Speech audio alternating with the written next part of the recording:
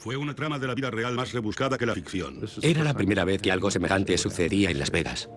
Una joven asesinada. No merecía morir de la forma en que murió. Su rico novio, heredero de una gran fortuna americana. Si tienes suficiente dinero y suficientes abogados, puedes salir airoso de muchas cosas. El criado que haría cualquier cosa por su señora. La gente llega a extremos insospechados por los ricos. Y en la sombra, la bella mujer de la alta sociedad que lo controlaba todo. ¿O no? Descúbranlo esta noche en Poder, Privilegio y Justicia.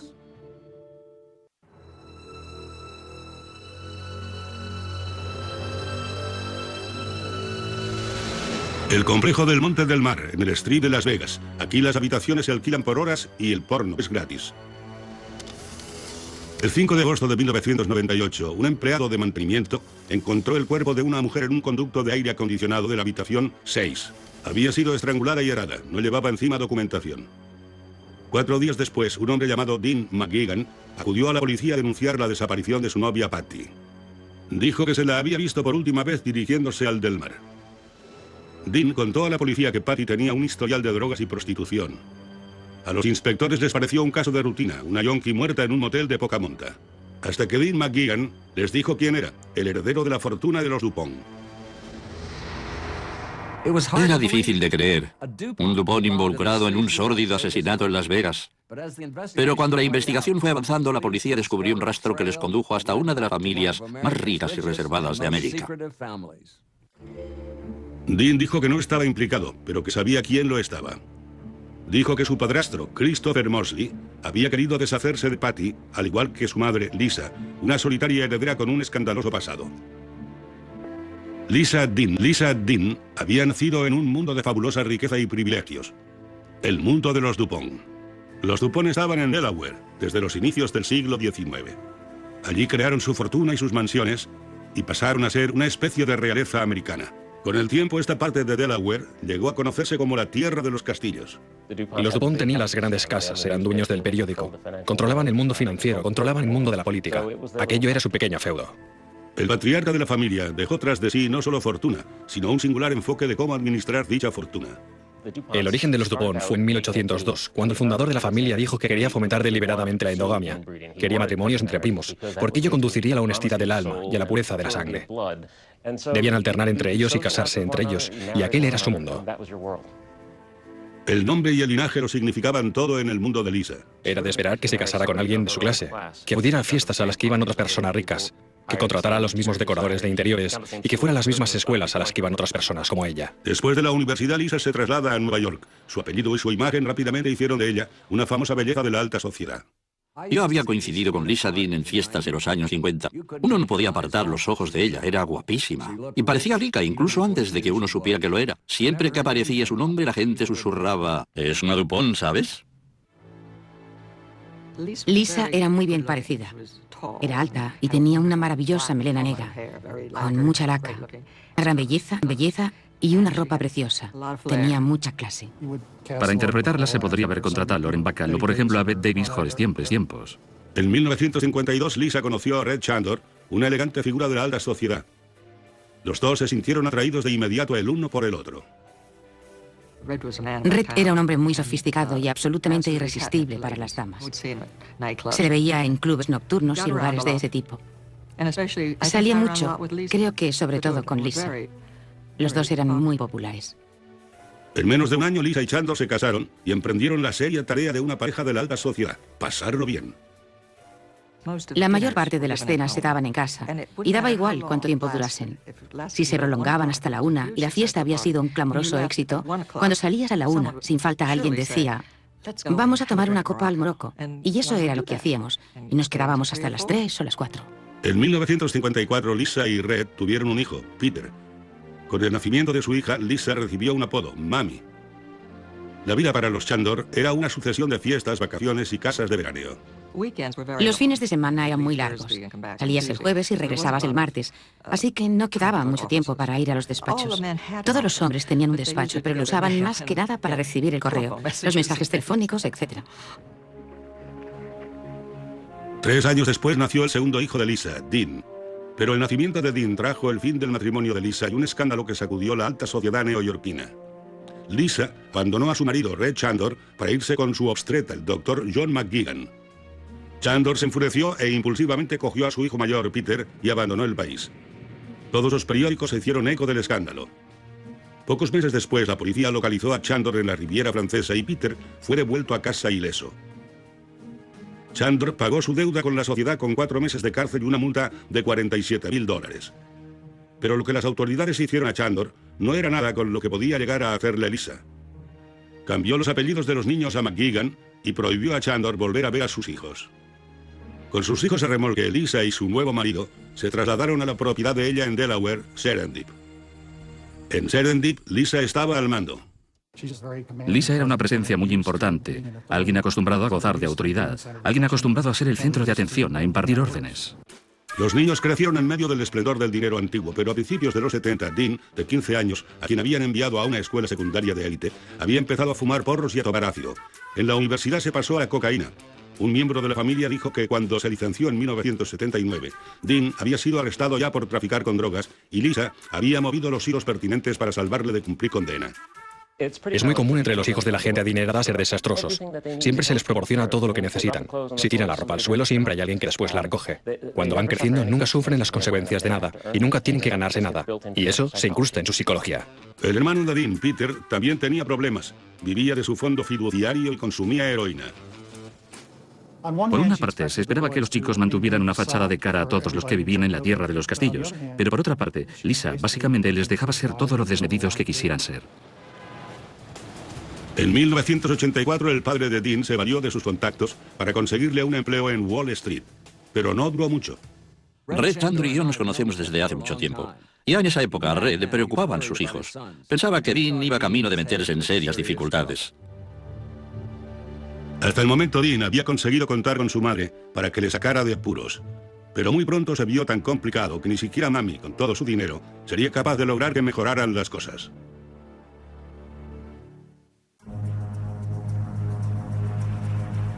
Cuando el cuerpo de una mujer asesinada fue hallado en un motel de Las Vegas, los inspectores descubrieron un rastro que conducía a la heredera de los Dupont, Lisa Dean Mosley. La familia de Lisa llevaba años preocupada. Sus hijos, Peter y Dean, estaban mezclados en asuntos de droga y vivían de sus fondos fiduciarios. Y un nuevo hombre peligroso estaba a punto de entrar en la familia.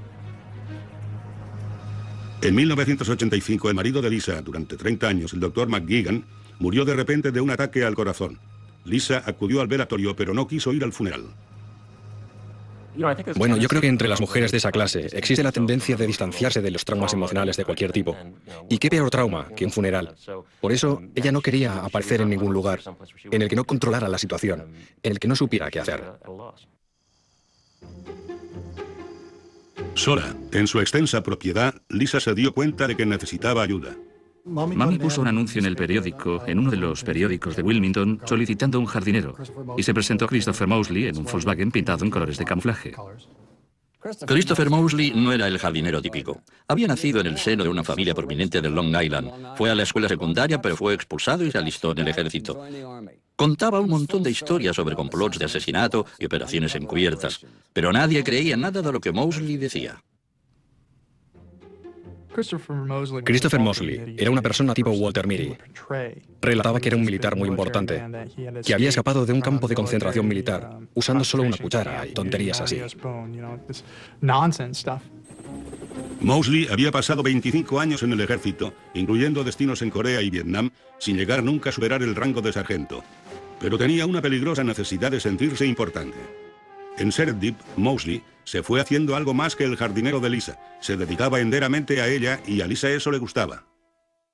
Lo importante es la atención, la veneración. Tener a alguien dispuesto a halagarte constantemente. Alguien dispuesto a cortejarte y a mantenerse a la expectativa todo el tiempo. Pronto Christopher Mosley propuso matrimonio a Lisa. Un día, cuando estaban plantando un árbol en Serendip, él le dijo que iba a tener que dejar su empleo porque se estaba enamorando de ella. Y a continuación la cogió en sus brazos, le dio un apasionado beso y le dijo que la quería. Los dos se habían enamorado y Chris pasó de su cabaña de jardinero al dormitorio principal. Se casaron aquel mismo año. Mosley no tenía dinero propio. Lisa lo mantenía, lo que resultaría ser una fatal dependencia. Christopher Mosley no había nacido rico. No era un Dupont y Lisa le tenía atado corto. No tenía acceso a todo el dinero al que ella tenía acceso. Definitivamente era más un empleado que un marido, un criado con privilegios de alcoba. Dean odiaba a Mosley. Le llamaba la rata mascota de Mami.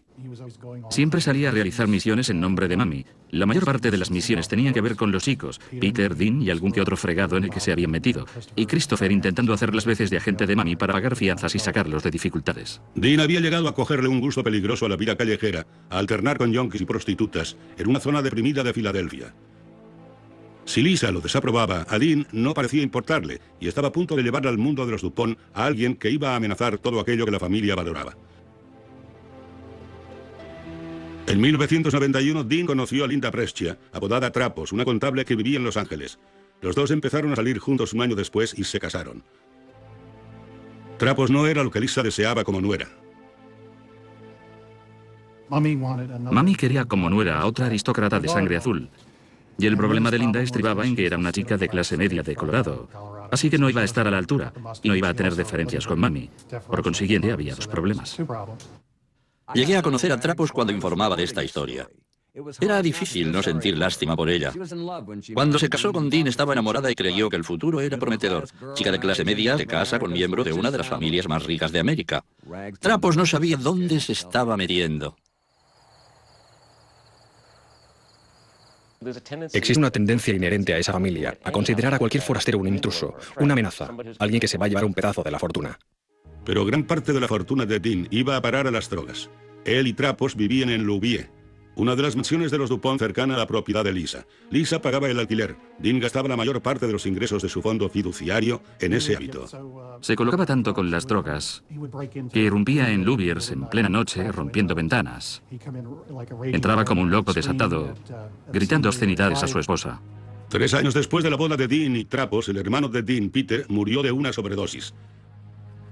La conducta de Dean empeoró aún más. Trapos quería que se desintoxicara, pero Lisa no lo veía de ese modo.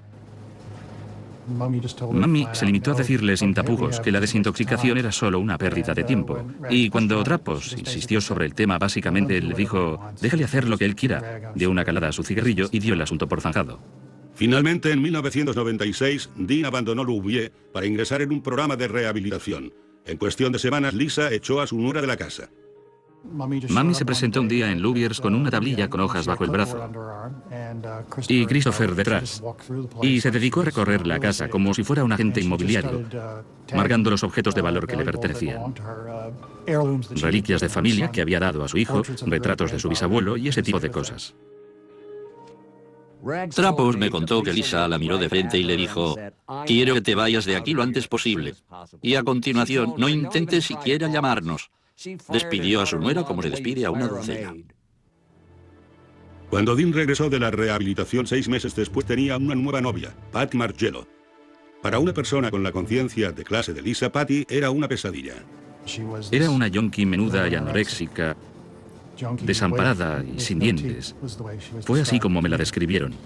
Y si a Mami no le gustaba Linda, me consta que Patty debió horrorizarla.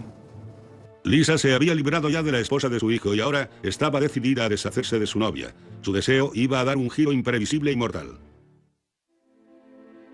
En 1996, Dean McGuigan fue a rehabilitación para lidiar con una dependencia de la cocaína que estaba fuera de control. En su ausencia, su madre Lisa echó de casa a su esposa. Cuando Dean regresó 6 meses más tarde, trajo consigo a su nueva novia, Patty Margello. Ella era todo lo que Lisa odiaba. Y Patty no sabía lo peligroso que eso iba a resultar. Patty se había criado en el sur de Filadelfia, en un barrio italiano de clase trabajadora. A los 20 y pocos años, era un personaje popular en el ambiente de los clubs locales. Patty era vibrante, estaba llena de vida y tenía buen corazón. Buen alma. Si alguien le pedía ayuda para algo, ahí estaba Patty. Era también muy atractiva. Patty había empezado consumiendo cocaína por diversión, pero pronto se volvió adicta al crack y a la metanfetamina cristal. Para poder mantener su hábito, empezó a prostituirse. Patty siempre iba, como solían decir, hasta el culo de Speed. Louviers, la hermosa mansión de los Dupont de 150 años de antigüedad, pasó a ser una guarida de droga para Patty y Dean. Se estaban colocando constantemente y destrozando la casa. Era más de lo que Lisa podía soportar. Echó a Dean y a Patty de Louviers. Ellos se trasladaron a una casa adosada en la zona sur de Filadelfia. Siempre iban sobrados de droga y faltados de dinero. He estado en Louviers y he estado en esa casa adosada de Filadelfia. El contraste es extraordinario. Louviers era una gema. La casa de Filadelfia estaba un paso por encima de una fonducha. Dean se había ido a los barrios bajos como venganza y Lisa estaba horrorizada. En las familias pudientes existe una relación muy fuerte entre madres e hijos varones. A la madre le preocupa mucho con quién se vaya a casar su hijo, y en este caso, la novia era adicta al crack y prostituta ocasional, lo que evidentemente no iba a contribuir a la fortuna familiar. Lisa estaba desesperada por separarlos. El fondo fiduciario de Dean le fue suprimido, dejándole sin ingresos. Pero él no quería abandonar a Patty. Él decía que Patty era su demonio, un reflejo de su yo más profundo y oscuro, por lo que supongo que tenía una vida en el país de los castillos y otra vida en el país de las casas adosadas. Y eran algo así como la pareja perfecta, porque Patty era tan desmadrada y loca como él. Lisa envió a sus criados al sur de Filadelfia con notas para Dean, suplicándole que dejase a Patty. Aparecían varios coches procedentes de Wilmington, con esas llamativas matrículas, buscando a un vagabundo llamado Dean. Y los vecinos se preguntaban por qué les preocupaba a los aristócratas ese vago. Lo que ellos no sabían era que el hombre que parecía un yonki más, al que había abandonado la suerte, era un multimillonario. Creían que era un vagabundo, y se quedaron pasmados al descubrir que era una especie de aristócrata con 25 millones. Mientras Dean y Patty estaban en el sur de Filadelfia, la esposa de Dean, Trapos, le demandó por la pensión alimenticia y ganó un juicio que le exigía un pago de $4,000 al mes. En el verano de 1998, a Mosley se le ocurrió un plan para borrar a Trapos y a Patty de la vida de Dean. Dean fue en Las Vegas, sin Patty, para que pudiera establecer su residencia allí y obtener un divorcio rápido de Trapos. Para asegurarse de que todo iba sobre ruedas, Christopher Mosley fue a Las Vegas para vigilar a Dean. Se le dio una cantidad de dinero para que resolviera la situación de Dean, para obtener el divorcio de Dean. Para poder obtener el divorcio aquí, Dean tenía que establecer su residencia en Las Vegas. Mosley se tomó la tarea en serio, tan en serio que al final el resultado fue el desastre. Siempre dado a fantasías sobre sí mismo como cerebro militar, llamó a su misión Operación Dean. La Operación Dean tenía 4 fases. La primera era montar el cuartel general en el Las Vegas Hilton. La segunda, establecer la residencia en Nevada para Dean. La tercera, contratar a un abogado. La cuarta, solicitar el divorcio. Pero también al terminar la primera semana, Dean no había hecho otra cosa que quemar miles de dólares en drogas y juego. Durante la segunda semana, Patty voló a Las Vegas y la pareja estaba en el hotel, consumiendo coca y metanfetamina cristal. Mosley estaba furioso. Se suponía que tenía que haber venido solo, que Patty no tenía que haber venido hasta aquí. Cuando Dean empezó a jugar y a consumir droga fue cuando gastó dinero para traer a Patty hasta aquí. Fue entonces cuando todo empezó a ir por mal camino. Mosley empezó a beber en exceso, consumía una botella de vodka al día. La cosa se estaba deteriorando. Mosley no lograba controlar ni a Dean ni a Patty. Creo que todo el tiempo que estuvo aquí lo pasó borracho. La única vez que le vi estaba en una habitación del Hilton tumbado en la cama desnudo y borracho. Mosley ofreció dinero a Patty para que se fuera, pero Patty no tenía intención de irse a ninguna parte. Patty no aguantaba tonterías de nadie, así que se limitó a decirle que se largara. Y en un momento dado se inició una discusión. Según las declaraciones que Dean prestó a la policía, básicamente lo que hizo Christopher fue amenazarla diciéndole: si continúas dando por el saco a la familia, te voy a eliminar. Patty no se tomó a Mosley en serio, nadie lo hacía nunca. Pero Mosley estaba a punto de conocer a alguien que sí lo haría. Diana Hironaga, una fulana y estrella porno que deambulaba entre las tragaperras en busca de clientes. Hironaga, que había actuado en el cine porno bajo el nombre de Kian Lee, conoció a Mosley una noche en un casino. Él la deleitó durante horas con historias de sus hazañas y misiones encubiertas. Diana Hironaga se lo tragó todo. Que había participado en misiones secretas, que trabajaba para la CIA, y que si le demostraba su valía en esta misión, continuaría empleándola, y la gallina de los huevos de oro no dejaría de producir. Mosley contrató a Hironaga dándole $5,000 de su presupuesto para la Operación Dean. La idea de Mosley era que Hironaga se hiciera amiga de Patty y la convenciera para que dejase a Dean. Pero Hironaga tampoco llegó a ninguna parte con Patty. Mosley estaba furioso y frustrado. La Operación Dean estaba fracasando. Lo que le pidió a Hironaga que hiciera a continuación resultó ser mortal. Christopher Mosley estaba en Las Vegas realizando una misión. Tenía que separar a su hijastro, Dean, de su novia de clase baja, Patty. Pero Mosley no había sido capaz de lograrlo, ni tampoco su colaboradora, Diana Hironaga. Patty se negaba a marcharse. Cuando te casas con alguien que tiene menos dinero que tú, esa persona tiene que excederse en sus logros para ser digna de esa posición. Ha de anticiparse a lo que el otro pueda desear y hacer eso antes incluso de que se lo pidan. Lo que Moseley decidió hacer fue librarse de Patty definitivamente. Juntos, él y Diana Hironaga trazaron un plan. Sería la quinta fase de la operación Dean. Moseley contrató a 2 hombres que Diana conocía. Después abandonó la ciudad dejando a Diana para que ultimara la misión. La noche del 1 de agosto de 1998, Hironaga llamó a Patty. Dijo que 2 tipos forrados que conocía querían salir con mujeres a pasar una noche en la ciudad. Habría mucho dinero a ganar para Patty y Dean. Dean declaró que Diana Hironaga se puso en contacto con Patty para proponerle la oportunidad de salir por la ciudad con un par de hombres forrados y sacarse un buen dinero rápido. Poco después de medianoche, Diana y Patty se encontraron con los 2 tipos forrados.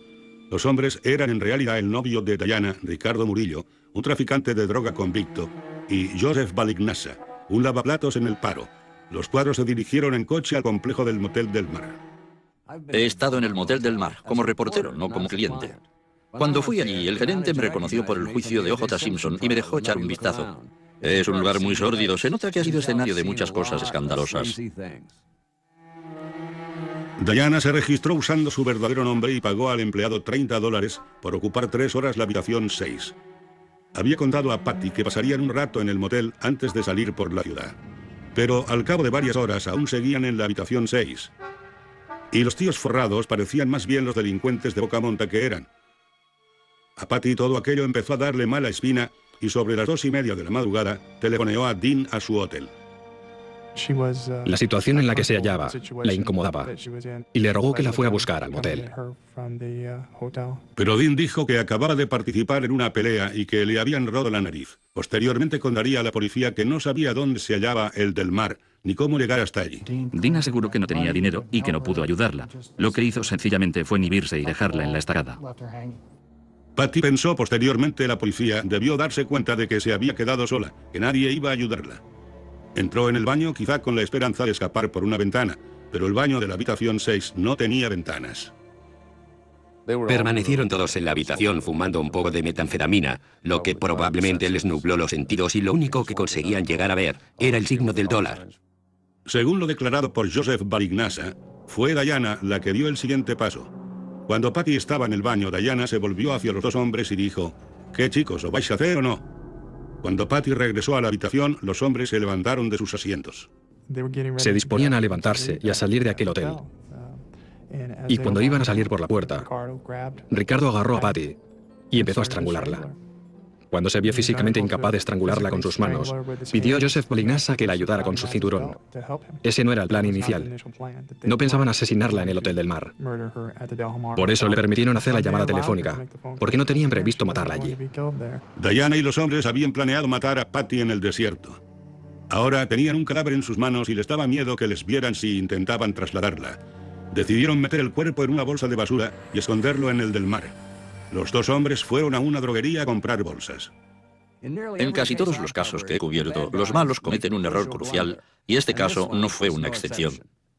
Había 30 cámaras de vigilancia en esa droguería que filmaron a los hombres mientras decidían qué bolsas de basura comprar para meter el cuerpo. Eran unos perfectos idiotas, incluso Christopher Moseley. Era su primera tentativa de homicidio, de matar por dinero, y no salió bien. Hironaga y los hombres metieron el cuerpo de Patty en las bolsas y lo introdujeron en un conducto de aire acondicionado. Después abandonaron el del mar.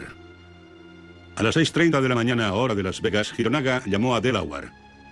Dejó un mensaje en el contestador automático de Moseley diciendo que Patty Margello había dejado de ser un problema. Al día siguiente, Moseley envió a Diana Hironaga y a Ricardo Murillo 2 billetes de avión de primera clase. Hironaga y Murillo volaron al este. El chofer de Moseley se reunió con ellos en el aeropuerto de Filadelfia con un paquete que contenía $15,000. Regresaron a Las Vegas en el siguiente avión. El 5 de agosto el cuerpo de Patty fue descubierto. Un cliente que ocupaba la habitación se quejó a la gerencia de un mal olor que procedía del aire acondicionado. El personal de mantenimiento entró, quitó la trampilla y vio una bolsa grande de basura, y cuando intentaron sacarla, un lado de la bolsa se abrió, dejando al descubierto parte de una pierna humana. Creo que salieron de la habitación dando gritos. 4 días después, tras enterarse por el noticiario local del descubrimiento del cuerpo, Dean McGuigan acudió a la policía y pasó a ser su principal sospechoso. Yo sospechaba mucho de Dean, por eso quería hablar con él personalmente. Pedí que viniera con el inspector Messner y le interrogamos de nuevo, repasando toda su historia. Dean dijo que Patty había salido con Diana Hironaga y los 2 hombres, y que Patty le había llamado desde el del mar porque estaba asustada. Él no había ido a buscarla porque se había peleado y tenía la nariz rota. En aquel momento teníamos registros telefónicos que sustentaban parte de su versión. Y gracias al interrogatorio, eso fue a aquellas alturas un interrogatorio, porque él entonces era el principal sospechoso, su historia resultaba creíble. La policía que sabía quién estaba detrás de aquel asesinato: su padrastro, Christopher Mosley, y la colaboradora de Mosley, Diana Hironaga. La policía interrogó primero a Hironaga. Diana admite haber salido del Hilton, pero asegura que dejó a Patricia Marghelo a una hora más temprana aquella noche y que no sabe a dónde fue. Pero los inspectores tenían la firma de Hironaga en el registro del Del Mar. Le dijeron que si no confesaba, la acusarían de asesinato. En aquel momento a Diana le entró el pánico. Y ya nos lo quería contar todo. Quería hablarnos de Christopher Mosley, de todo el plan, de que se trataba de una misión en 5 etapas. Y dijo que tenía pruebas. Y empezó a revolver toda la habitación de hotel. Y eso que no llevábamos orden de registro entonces. Pero ella empezó a darnos todas esas cosas. Diana guardaba toneladas de notas detalladas sobre cada una de las etapas del plan. Y además había faxes que se habían ido cruzando ella y Mosley. Y básicamente los detalles estaban allí para que la policía se tropezase con ellos. Hironaga facilitó a la policía una confesión completa, incluyendo los nombres de los asesinos materiales, Ricardo Murillo y Joseph Balignasa. Pero el rastro de papel que Mosley había dejado a su paso no era suficiente para imputarle. Dean había odiado siempre a su padrastro, el hombre al que llamaba la rata mascota de mami. Accedió a ayudar a la policía llevando un micrófono e intentando conseguir que Mosley se incriminase. Durante la conversación, Christopher Mosley se implicó en el homicidio.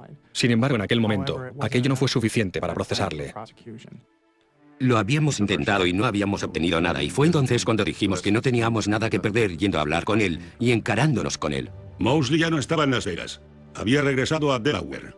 Los inspectores pusieron rumbo al este. Había llegado el momento de interrogar a Mosley, de cruzar las cerradas puertas de la mansión de los Dupont y de encararse con la solitaria heredera Lisa Dean. La cadena mortal de acontecimientos que había llevado a la muerte a Patty Marghelo estaba a punto de quedar al descubierto. Diana Hironaga y Dean McGuigan habían dicho a la policía que el hombre que estaba detrás del asesinato era Christopher Mosley. Pero Mosley volvía a estar en Serendip, en Delaware. Cuando llegó la policía estaba preparándose para la gala de inauguración del club de golf Fieldstone. El club era un regalo que su esposa, la heredera de los Dupont, Lisa Dean, había hecho a Mosley. Por fin Mosley iba a tener algo de su propiedad. Era evidente que Mosley había dejado de ser el jardinero. Esa iba a ser su gran noche. Iba a ser una espléndida fiesta. Había una enorme carpa. Los camareros estaban preparando las mesas, sacando copas de champaña. Lo que Mosley no sabía era que 2 inspectores de Las Vegas iban camino de aguarle la fiesta. Iba bien vestido, nos invitó a entrar. Por su aliento supe que había bebido un poco. Aparte de eso, estaba dispuesto a seguirnos el juego. Le preguntan si desea la presencia de un abogado y dice, no necesito un abogado. Adelante, hagan sus preguntas. Y ese fue su error número 1. Tenía ese comportamiento. No se podía obtener la verdad de ese comportamiento. De nuevo, volvió a aparecer la faceta militar y se dedicó a soltar faroles durante todo el interrogatorio. Pero en cuanto se pronunció el nombre de Lisa, la actitud de Mosley cambió. Le dijeron, ¿estaba ella implicada? Y fue entonces cuando hicieron constar en el informe, veo que le tiemblan las manos. Bueno, tómeselo con calma. Y fue entonces cuando él dijo, no. En la cinta se aprecia mucho balbuceo y de repente dice abiertamente, lo hice yo. A continuación le dijeron, ¿le dio ella el dinero para hacerlo? Y él dijo, no, ella no tenía idea de lo que yo estaba haciendo. Los inspectores continuaron presionando a Mosley, pero él insistía en que había actuado solo.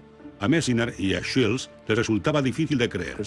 Christopher Mosley no poseía ni la autoridad ni el dinero para hacerlo sin el respaldo de alguien. Por lo que sabíamos, todo lo que poseía salía de su esposa y de los fondos de esta, y no hace falta ser científico espacial para deducirlo. Los inspectores no habían esperado que Mosley se sacrificara por Lisa tan rápidamente. Su confesión les sorprendió. Cuando hubimos terminado, le dije que se pusiera en pie, que quedaba arrestado. El inspector Messner se quedó como diciendo ¿qué? ¿Por qué no pensábamos que le íbamos a detener allí? Lo tenía todo a su favor, no tenía por qué haber hablado con nosotros. Le llevamos a la oficina del FBI, le dejamos escribir una carta a Lisa Dean en la que le pedía que colaborase con nosotros y se la entregamos cuando hablamos con ella. Desde la oficina del FBI, Mosley llamó a su esposa para decirle que había sido arrestado por el asesinato de Patty Margello. Mosley habló primero con ella y después me pasó a mí el teléfono para que hablara con Lisa, su mujer. Y le dije que íbamos a ir a hablar con ella. Y en un tono como de indiferencia me dijo, ya estoy impaciente. Una hora después, los inspectores llegaron a Serendip. Sentíamos un poco de curiosidad. En realidad éramos pueblerinos que íbamos a una propiedad tan extensa que daba la impresión de que te pasabas 2 días conduciendo hasta llegar a la mansión. Una propiedad grande, jamás había visto una casa tan inmensa. Una vez estuvimos dentro. Las habitaciones estaban envueltas en una neblina de humo. Lisa fumaba un cigarrillo tras otro y era una mujer coqueta. Lisa dijo a los inspectores que no sabía nada del plan para matar a Patty. No nos dio la impresión de que le importara. Le di la carta que su marido le había escrito. Ella la leyó y no vi emoción alguna. Lo único que hizo fue quedarse sentada escuchándonos y negar todo conocimiento del homicidio. Uno espera que las personas atrapadas en la investigación de un asesinato se pongan un poco nerviosas. El inspector Messinar me contó que Lisa estaba muy tranquila, demasiado tranquila. Al parecer, no le preocupaba que fueran a por ella. Al fin y al cabo, era una Dupont. En realidad le aliviaba que Christopher hubiera hecho lo que hizo, y ella le apoyaba, y le estuvo apoyando hasta el momento de preparar el juicio. Intentaba sacarle bajo fianza. A sus ojos, él no era el malo en esta historia. El malo era Dean. Yo estaba convencido, no sé los demás investigadores del caso, pero yo estaba convencido de que ella sabía lo que estaba pasando. La policía salió de Delaware sin tener nada que poder usar contra Lisa. Si ella había ordenado el asesinato, ellos no podían demostrarlo, y sin pruebas nadie estaría dispuesto a enfrentarse a la heredera de los Dupont. Christopher Mosley, el marido de la heredera de los Dupont, Lisa Dean Mosley, había sido arrestado y acusado del asesinato de Patty Margello. Él dijo que había actuado solo, pero los inspectores sospechaban que Mosley obedecía órdenes de su rica esposa. Creo que él cargó con las culpas de Lisa, sinceramente, y lo hizo para protegerla. Él sabía que Lisa le apoyaría, que le proporcionaría abogados y que lo más probable sería que estuviera a su lado si salía de la cárcel. Los inspectores no podían hacer nada. Habían descubierto un claro móvil para la muerte de Patty, y ese móvil señalaba directamente a Lisa. Pero Lisa negó haber tenido ningún papel, y no había ninguna prueba en absoluto que la relacionara con el crimen. Lisa poseía recursos ilimitados y el hecho de estar casada con el intermediario le valió para poderse mantener aislada de la acusación. En marzo de 2000, Ricardo Murillo fue condenado por asesinato, imponiéndosele 2 cadenas perpetuas. A Barignasa se le impuso una condena de entre 10 y 25 años. Diana Hironaga, que había testificado contra Murillo, se declaró culpable a cambio de una sentencia más leve, 15 años. Mosley también testificó contra Murillo, se declaró culpable y evitó un juicio público. A pesar de los nombres de la alta sociedad implicados, hubo poca cobertura por parte de los medios. Mosley fue sentenciado a 14 años. Fue enviado a una prisión federal en Fairton, Nueva Jersey, a escasa distancia de la propiedad de Lisa. Lisa ha permanecido en estrecho contacto con su marido. Coincidí con una de las amigas de Lisa en una fiesta después de que Mosley fuera encarcelado. Le pregunté cómo estaba. Me dijo que estaba bastante contento. Conviene recordar que Mosley había estado en el ejército durante 25 años y después estuvo casado con Lisa durante 9. Era un hombre al que no le importaba acatar órdenes. La gente está dispuesta a hacer lo que sea por los ricos, incluso en algunos casos a morir por ellos. Por consiguiente, para algunos ir a la cárcel por los ricos no es en realidad un golpe tan duro. Forma parte de la misión de los subordinados. Mosley jamás se ha retratado de su declaración que afirmaba que los Dupont, Dean y Lisa son totalmente inocentes. No cabe duda de que existe la impresión de que si tienes suficiente dinero, suficientes abogados y suficientes personas escribiendo cartas en tu favor, puedes salir airoso de muchas cosas. Definitivamente, tener dinero ayuda. Eso es incuestionable. Es algo muy poderoso. Ayuda a ser conocido. Ayuda a ser una celebridad. Ayuda a ser rico. Ellos siempre reciben un poco más de atención. Y su caída es más suave que la de los pobres. Aunque los inspectores cerraron el caso, continuaron creyendo que Moseley encubría a los Dupont.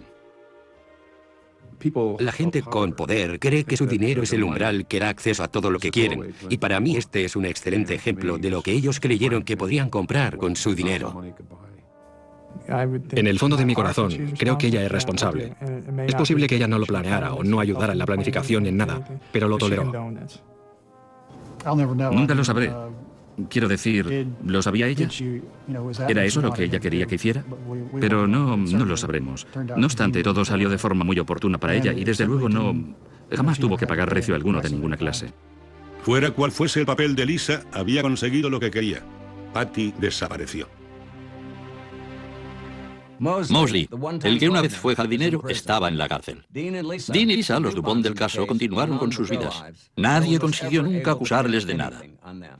Resulta difícil ganar contra el poder y el privilegio en Delaware o en cualquier otra parte.